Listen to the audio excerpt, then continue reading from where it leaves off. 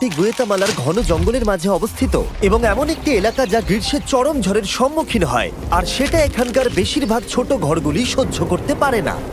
তাই এখানকার বাসিন্দাদের বাড়িগুলিকে পুনর্নির্মাণ করতে হয় নিজেদের পরিবারকে সুরক্ষিত রাখতে। যাই হোক, গুয়েতামালা সিটি এখান থেকে 4 ঘন্টার দূরত্বে অবস্থিত, যেখানকার পরিবেশ এর সম্পূর্ণ বিপরীত। অনেক বেশি ইনফ্রাস্ট্রাকচার এবং কাজের সুযোগও সেখানে রয়েছে, আর আমরা এই ব্যবধানটাই কমাতে চাই।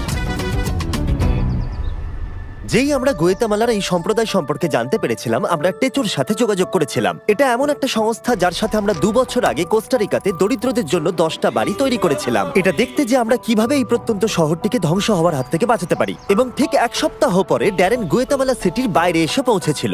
গুয়েতামালার সুন্দর ল্যান্ডস্কেপ এবং সংস্কৃতিকে পাশে রেখে ড্যারেন বুঝতে পেরেছিল যে চুইসিগুয়ানের ছোট্ট গ্রামে পৌঁছানো কতটা কঠিন হতে চলেছে, কারণ তাকে নিকটবর্তী একটি শহরে একটি ছোট বিমান ভাড়া করে পৌঁছানোর পর ঘন জঙ্গলের মধ্য দিয়ে অনেক